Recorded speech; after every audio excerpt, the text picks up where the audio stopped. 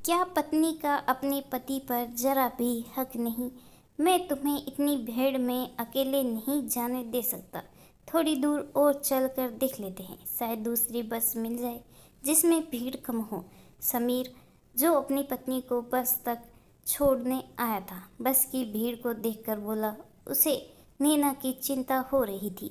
कोई बात नहीं समीर, आप घर चले जाओ, मैं मैनेज कर लूँगी। घर पर सब चिंता कर रहे होंगे, नैना ने समीर की फिक्र करते हुए कहा। नैना और समीर की शादी हुए अभी 6 महीने ही हुए हैं। नैना गाजियाबाद के एक कॉलेज में पढ़ती है। मेरठ से रोज़ बस में आना जाना करती है। समीर उसे रोज़ बस तक छोड़कर आता है। इसी बहाने उन्हें 15 मिनट साथ बिताने को मिल जाते हैं, क्योंकि घर पर तो उन्हें अकेले समय मिलता ही नहीं। सासू माँ अकेले उन्हें बैठने का समय देती ही नहीं। आज जब समीर नैना को छोड़ने आया तो त्योहार की वजह से हर बस में भीड़ थी। समीर की हिम्मत नहीं थी कि वो नैना को ऐसे छोड़ दे, इसीलिए वो कोई खाली बस देखते हुए चलता रहा और ऐसे ही बात करते दोनों गाजियाबाद तक पहुंच गए। नैना को बहुत डर लग रहा था कि आज तो घर पर हंगामा निश्चित है, क्योंकि सासू माँ को ये तो बिल्कुल बर्दाश्त ना होता कि समीर अपनी पत्नी को छोड़ने कॉलेज तक गया है।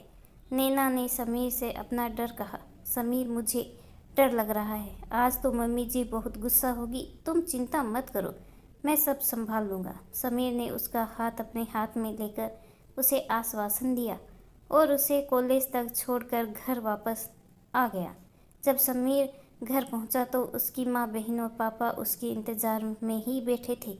इतनी देर से कहाँ था पापा? नैना को बस नहीं मिल रही थी, इसीलिए उसे कॉलेज तक छोड़कर आया हूँ। अब तुमने उसे कॉलेज तक छोड़कर आने का ठेका उठा लिया क्या? तुम्हारा अपना ऑफिस नहीं है क्या?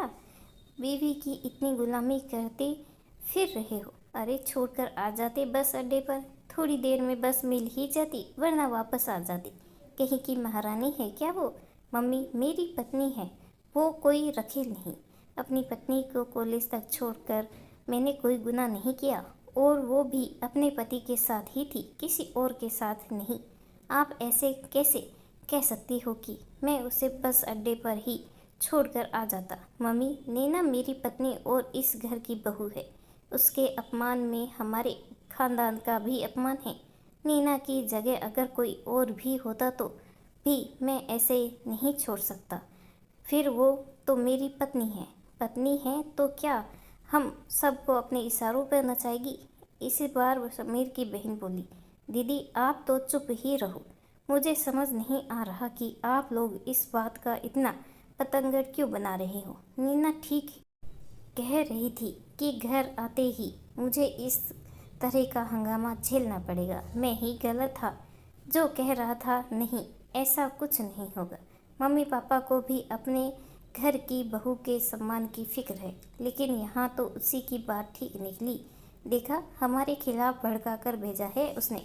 मम्मी, मुझे भी सब दिख रहा है, कौन गलत और कौन सही।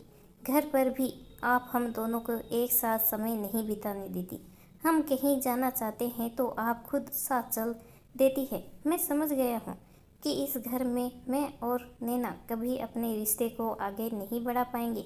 मैं अपना ट्रांसफ़र यहाँ से करा रहा हूँ और आज नैना को घर वापस आने के लिए भी मना कर रहा हूँ।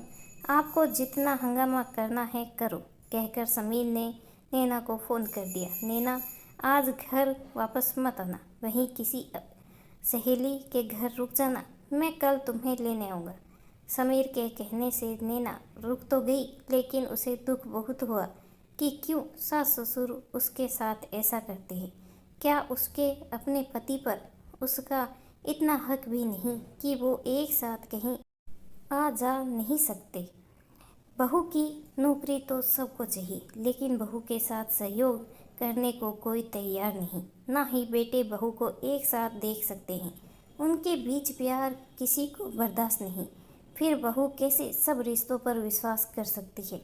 शादी के बाद एक लड़की अपने घर और परिवार वालों को छोड़कर आती है तो मन में एक विश्वास होता है कि उस अनजान घर में भी उसे सब रिश्ते मिलेंगे, प्यार मिलेगा। लेकिन जब लड़की के साथ वो इस तरह का गैरों जैसा व्यवहार करते हैं तो लड़की का विश्वास ऐसे रिश्तों पर से हट जाता है।